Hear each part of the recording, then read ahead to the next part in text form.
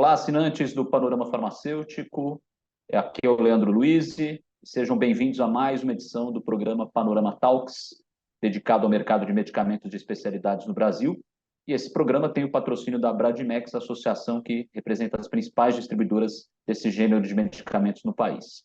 E estamos aqui no primeiro programa de 2024 e a gente sempre deseja um ano novo com inovações, conquistas, e nada mais natural do que começar o ano falando sobre inovação e sobre uma área que, na minha opinião, particularmente, promete ser uma grande transformação no panorama do acesso ao mercado de medicamentos de especialidades.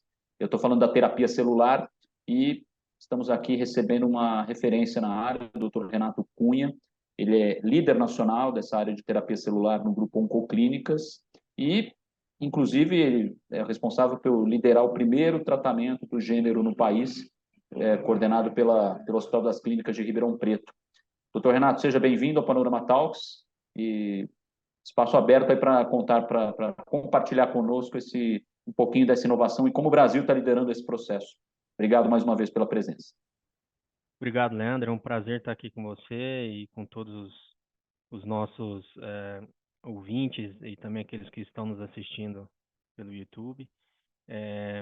Eu gostaria de também desejar a todos um feliz ano novo e falar um pouco, me sinto honrado por ser o primeiro programa de 2024 e falar um pouco sobre terapia celular, que é um tema complexo, mas necessário que a gente entenda um pouco melhor. Existem vários elementos importantes que constroem aquilo que eu costumo chamar de ecossistema, justamente para poder passar a ideia da complexidade que é envolver digamos aí, uma sociedade em terapia celular que possa beneficiar os nossos pacientes. São grandes desafios, mas que eu tenho bastante convicção que o Brasil tem condições de lidar com tudo isso.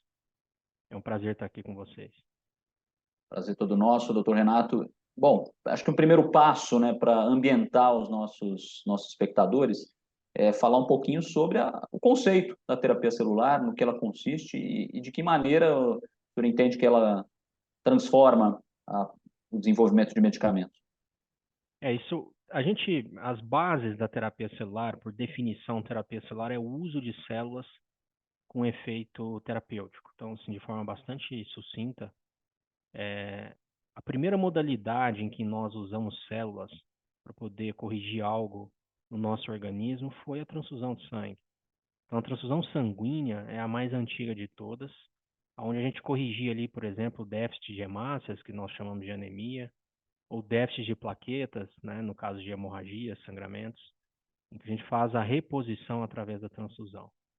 Essa é a modalidade mais antiga e mais bem conhecida. Depois disso, a gente tem uma outra modalidade, e aí sim a gente começa a entrar dentro de um cenário da terapia celular em que a gente não apenas repõe algo que falta, mas a gente começa a entender que as células possuem um papel fundamental no nosso sistema de defesa, o nosso sistema imunológico, que nos protege não apenas de agressões como infecções, e outros tipos de quadros que possam trazer prejuízo para o nosso organismo, mas também são responsáveis por um sistema de radar, monitorização de células do câncer, e tem um papel muito importante na destruição do câncer.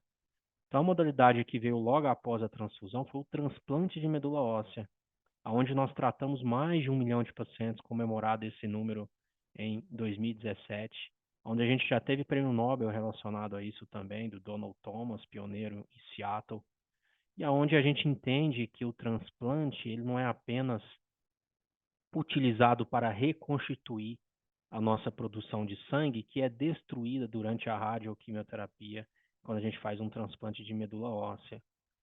Ela também tem um papel importante, porque existem células doadas pela medula normal de um doador saudável, que também destroem células do câncer. Então, a partir daí, a gente aprende que nesse processo de transplante de medula, tem uma célula específica do nosso sistema de defesa chamada célula T, ou linfócito T, T de tatu.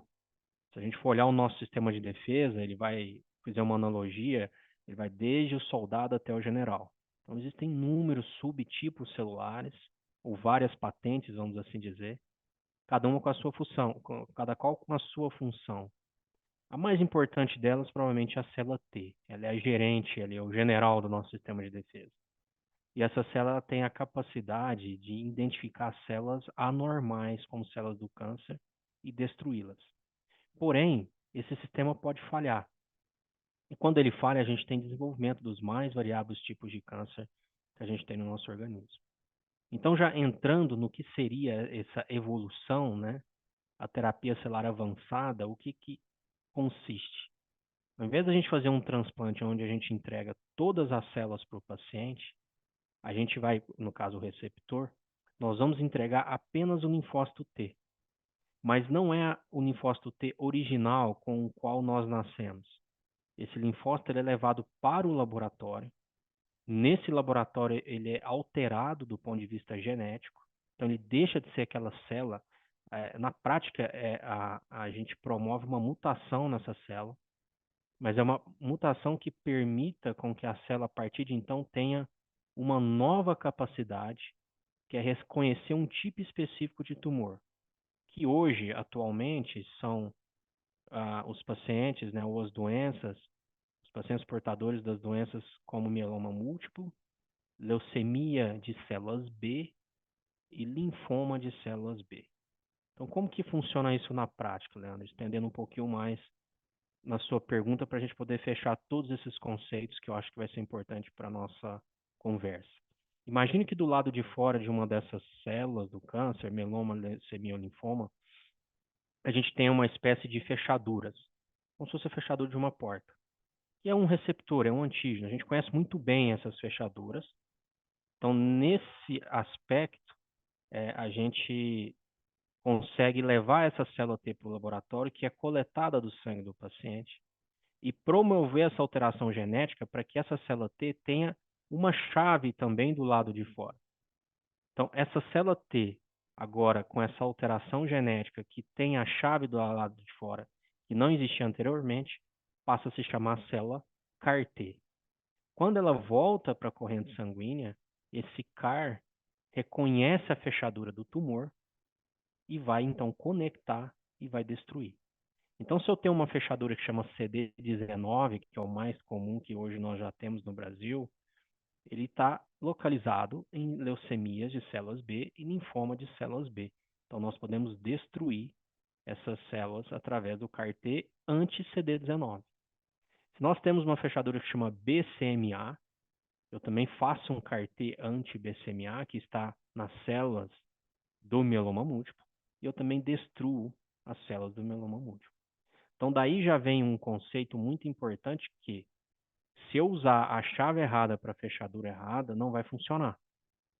Ou seja, eu só consigo usar o CAR-T-cell hoje para fechaduras que nós conhecemos e para as quais nós temos chaves. Então, não temos para todos os tipos de tumores. Isso é importante que se diga. Nós temos para esses três que eu acabei de citar, leucemia de células B, linfoma de células B e mieloma múltiplo, mas nós ainda temos uma avalanche de pesquisas que acontece. Nós temos mais de 800 estudos clínicos ao redor do mundo investigando novas chaves, novas fechaduras, inclusive para os tumores mais comuns da nossa população, como tumor de mama, tumor de próstata, tumor de pulmão e os tumores gastrointestinais de uma maneira geral. Então, esse é o cenário que a gente trabalha, e essa evolução de alterar células em laboratório, a gente chama isso de terapia celular avançada. Perfeito, doutor Renato. Saindo um pouquinho do aspecto técnico, né, acho que é importante, né, contextualizar isso para os nossos espectadores, mas indo para o âmbito da pesquisa em si, do desenvolvimento dela no mercado brasileiro. Como é que está, assim, em que estágio, em que patamar se encontra o Brasil atualmente e como tem sido a participação de outros atores do setor, como o poder público? Vamos primeiro focar no poder público, mas depois eu queria entender um pouquinho de que maneira a indústria farmacêutica também está imbuída nesse processo e outros atores também. Nós temos o primeiro paciente tratado com CAR-T-cell no mundo, que aconteceu em 2011 e 2012, lá atrás, que foi através de um estudo clínico nos Estados Unidos. A partir disso, a aprovação pelo FDA, para que isso possa ser usado de forma comercial nos Estados Unidos aconteceu em 2017. O Brasil, ele entrou na era, digamos, das células modificadas do ponto de vista genético, né, como eu mencionei, apenas em 2019, que foi quando o primeiro paciente aqui foi tratado, como você mencionou no início, em Ribeirão Preto, na equipe, um paciente sob a minha responsabilidade e que nós tratamos. E como que funciona tudo isso? Para que você tenha CAR-T-cell ou terapia celular avançada, você precisa ter, como você mencionou, a Anvisa, que precisa, entre aspas, ditar a regra do jogo, como é que a gente vai desenvolver, qual que é a normativa que nós vamos seguir. E é bom que se diga que a Anvisa ela tem acordos bilaterais com o FDA, com a IMA, que é a europeia. Então, ela traz para o Brasil o que tem de mais rigoroso e, na minha opinião, o mais seguro, porque existem riscos para esses tratamentos. A gente tem financiamento de pesquisa de órgãos ou de instituições de fomento, como, por exemplo, a FAPESP, no estado de São Paulo, o CNPq, através do projeto Genomas, que foi lançado em 2021, e trouxe bastante financiamento. Tem BNDES, tem FINEP, enfim, tem várias fontes de financiamento que hoje contemplam áreas de terapia celular avançada. A gente tem institutos e centros de pesquisa envolvidos, como o Instituto Butantan, como a própria Fiocruz, também hospitais como o Instituto de Pesquisa do Albert Einstein, a própria USP de Ribeirão Preto e de São Paulo também envolvidas nesses processos, né? Inclusive, a gente tem 2 estudos clínicos abertos no Brasil, que são estudos iniciais, estudos de fase 1, que é a primeira etapa depois que você sai do teste em animais, no caso, o camundongos. Então, você tem toda uma fase pré-clínica de desenvolvimento, e aí você precisa abrir um estudo de fase 1, e para que esse estudo siga, a gente tem critérios de efetividade e de segurança que precisam ser atendidos, para que passe para a fase 2 e depois possa, então, ser solicitado à Anvisa o registro da medicação, e aí sim nós vamos poder usar isso de forma comercial no Brasil. A indústria farmacêutica já fez esse processo. Como eu disse, em 2017, todo esse caminho já foi trilhado, e o primeiro produto pela indústria farmacêutica chegou no Brasil em janeiro de 2023. Na verdade, chegou em 2022, mas o primeiro paciente tratado foi em 2023. E a partir de então, nós temos aqui uma estimativa não muito precisa, né, não são dados oficiais, mas até pouco tempo nós já tínhamos 50 pacientes tratados no Brasil com protocolos do Tisacel e mais recentemente o Axicel. São os 2 produtos da indústria farmacêutica que nós temos no Brasil atualmente. Há um custo aí da medicação em torno de R$ 2 milhões. Ainda tem os custos hospitalares e esse é um cenário disponível ainda que tem acontecido dentro da saúde suplementar. A gente não tem nada da indústria farmacêutica até o momento registrado dentro do SUS. Em paralelo, tem as iniciativas nacionais que eu mencionei, que são iniciativas que estão em fase 1, precisam ir para a fase 2 e depois vão entrar de fato com a aprovação da Anvisa na saúde suplementar e depois também no SUS. Isso deve ser um processo, Leandro, que deve demorar em torno aí de 4 anos, pelo menos. Então, produto nacional no Brasil é alguma coisa que a gente possa estar vendo lá para 2028, 2029, se tudo andar bem, existem critérios. Se a gente soubesse, se nós soubéssemos o resultado desses estudos, a gente não precisaria fazê-los, né? Então, existem critérios importantes que precisam ser atendidos. A Anvisa tem total competência para fazer isso, faz um trabalho muito bom no Brasil. E esse é o cenário que a gente tem. Então, tentando aqui colocar o que é pesquisa nacional, o que já veio de fora do Brasil através da indústria farmacêutica. A Anvisa já editou todas as normativas mais importantes que nós precisamos, eles andaram rápido e fizeram um excelente trabalho. A gente tem financiamento de pesquisa envolvendo centros públicos e centros de pesquisas sem fins lucrativos, né? Inclusive centros de pesquisa também privados que estão se organizando. A própria Oncoclínicas também tem se organizado nesse sentido, para que possa contribuir com o cenário nacional. Então, eu entendo que todos os players estão tentando fazer o seu papel para que o Brasil consiga de fato ter isso. E qual que é o papel disso para o mercado? Eu costumo tentar dar uma visão um pouco mais ampla. O uso de células geneticamente modificadas, assim como a imunoterapia, em essência é manipulação do nosso sistema de defesa, é uma era nova dentro da medicina que veio para ficar. Isso não é uma moda. A medicina, às vezes, tem algumas coisas que chegam, duram alguns anos e desaparecem. Não é o caso do CAR-T-cell, não é o caso da imunoterapia, não é o caso da terapia celular avançada. A gente tinha radioterapia, quimioterapia, cirurgia, e agora a gente tem esse novo pilar e é um pilar sólido. Isso veio para ficar. Isso vai estar transformando a forma como a gente trata os nossos pacientes. Num tempo não muito longo, nós provavelmente vamos parar de fazer radioterapia, ou se vamos fazer, faremos modalidades mais avançadas. Quimioterapia, boa parte das medicações vão entrar em desuso, porque a gente começa a ser muito mais personalizado. A gente entrega para o nosso paciente o que ele realmente precisa, aumentando a taxa de cura, diminuindo os efeitos colaterais. Então, é uma questão de biotecnologia até. É uma transformação de inserir avanços de biotecnologia no nosso dia a dia e que é um grande desafio para todos nós.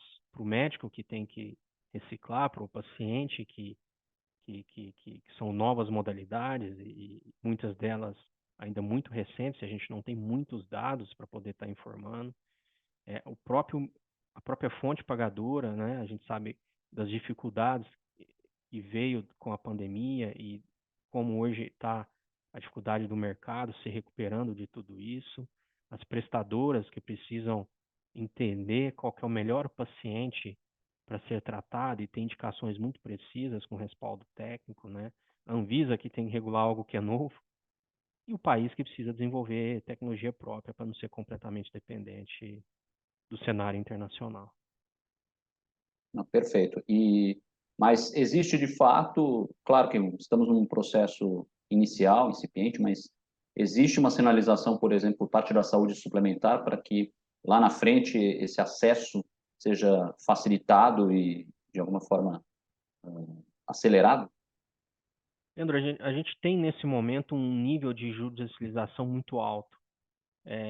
Eu acho que é uma questão de entendimento do cenário. A Anvisa aprovou as terapias, eu estou me referindo às terapias que vieram através da indústria farmacêutica.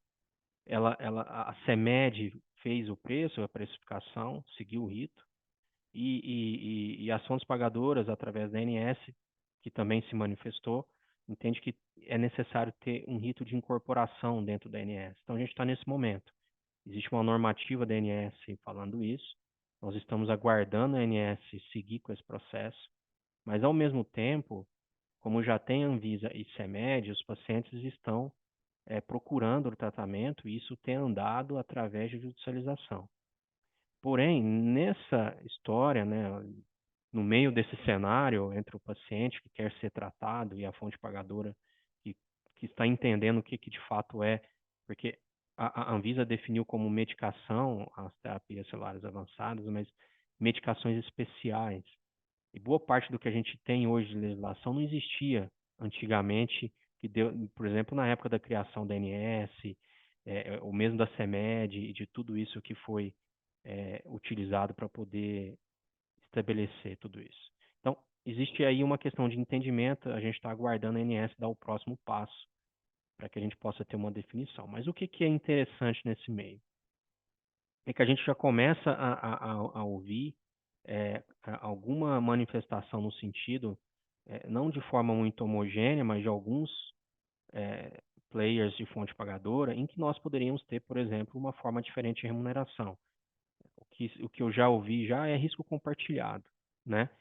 Essa modalidade para as terapias muito caras, ela já existe nos Estados Unidos, existe em alguns países da Europa, inclusive a própria indústria que trouxe isso para o Brasil pratica isso em outros locais. E a gente, do nosso lado, a gente provocou também, por que não? Se a gente tem um rigor técnico atendido, indicando bem o paciente mais adequado, com um risco muito bem avaliado, porque quando você faz a coleta das células CAR-T, você tem que esperar ali pelo menos 40 dias para que a célula volte, ela não está pronta de imediato. Então você precisa ter um tempo, não é uma medicação que está na prateleira. Então, esse período, o paciente precisa ser cuidado, você precisa saber se ele tem condições de esperar os 40 dias, se ele tem benefício em receber esse tratamento. Isso nós podemos prover do ponto de vista técnico, inclusive essa previsibilidade, né? Então, isso abre um espaço para que a gente possa discutir risco compartilhado. Acho que a fonte pagadora pode entender, poxa, eu estou de fato pagando um tratamento para quem tem de fato benefício e condições de recebê-la. E por outro lado, a indústria ela pode entender, poxa, a gente pode flexibilizar tudo isso porque a gente confia na qualidade do nosso produto e sabe que ele vai entregar o resultado adequado. Então, ele também pode. Então, essas flexibilizações, elas ainda são um pouco tímidas. Eu gostaria de ver isso mais forte, porque eu entendo que drogas muito caras, o modelo de sinistralidade que a gente tem atualmente no Brasil, é difícil dar, no final, essa conta fechar. E não é só o Carticel, existe um número muito grande de outras medicações de alto custo que vão chegar. Isso não vai parar. Então a gente precisa de repensar um pouco o sistema, mas de alguns a gente já ouviu esse tipo de comentário, o que me deixa esperançoso que a gente possa mudar um pouco a forma do mercado enxergar como que a gente poderia trabalhar em prover essa assistência, em fazer remuneração e pagamento, etc., para algo que é tão caro. É uma discussão que esperamos que avance daqui para frente, né? Compartilhamento de riscos. Acho que esse é um conceito que precisa ser mais bem lapidado nesse mercado brasileiro. Mas, no fundo, é isso, né? A gente está falando de mais acesso, melhores tratamentos, com menos efeitos colaterais e, consequentemente, menos custos e problemas lá na ponta final, né? Mas, enfim, sabemos que é um caminho, né, desafiador pela frente, mas que bom que o Brasil, nesse momento, né, começa a avançar nessa discussão. Doutor É. Renato, claro, teríamos muito tempo. O senhor quer fazer uma conclusão? Não, eu acho que era só mais um detalhe em cima disso, que você comentou, Leandro, que quando a gente tem uma medicação de um valor muito alto, na verdade é ruim para todo mundo, né? Para o paciente que não tem acesso, para a fonte que tem dificuldades, para nós que somos prestadores que queremos tratar os pacientes, né? Então, é preciso achar um equilíbrio disso e por isso que todos precisam ser ouvidos e cada um expor as suas dificuldades, para que a gente possa construir juntos. Essa é uma responsabilidade de todos. Eu não acho que essa responsabilidade seja apenas da fonte pagadora que tem que pagar a medicação e a responsabilidade é de todos e cada um tem o seu pacote nisso e eu não vejo outro caminho a não ser todos nós na mesma página, na mesma mesa, vamos assim dizer, conversando e tentando encontrar, porque acho que a mensagem importante que tem que ficar é que não é só o Carticel, vai vir muita coisa pela frente. Quanto antes a gente puxar essas discussões, eu digo, mais estruturantes, porque são modelos que a gente está discutindo, eu saio do Cartê e vou discutir modelos. Quanto antes isso acontecer, eu acho que nós vamos evitar problemas futuros. Não tem como, a gente não vai ter como fugir disso, porque a gente não controla a ciência. Esse é o grande ponto. O cientista, ele não está.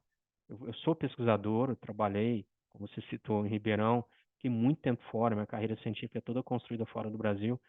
E o pesquisador, ele não tem isso na cabeça dele, ele quer evoluir. Ele quer descobrir um alvo novo, uma droga nova, que aquilo vai custar depois, ele não faz parte do mindset do pesquisador, ele não foi treinado para isso, né? Então, acho que todos precisam se juntar para poder entender como a gente incorpora a biotecnologia no Brasil e principalmente como a gente faz isso ser acessível para todos nós, porque qualquer um de nós amanhã pode precisar de alguma coisa que é derivada e produzida por biotecnologia, tá? Obrigado, viu? Eu que agradeço pela presença e vamos enriquecer esse debate daqui para frente. Eu acho que é válido e acompanhando a evolução da terapia celular no Brasil. Doutor Renato, mais uma vez, muito obrigado. O Panorama Talk segue de portas abertas para falar sobre o assunto. Eu Obrigado. que agradeço. Um abraço. Tchau, tchau. Obrigado a todos vocês por acompanharem mais uma edição do Panorama Talks. E fica aqui uma dica. Acesse esse e outros vídeos no nosso portal, panoramafarmacêutico.com.br. Inscreva-se no nosso canal no YouTube, ative as notificações e também não deixe de acompanhar nossos conteúdos pelas redes sociais e grupos de mensagem no WhatsApp e Telegram. Grande abraço.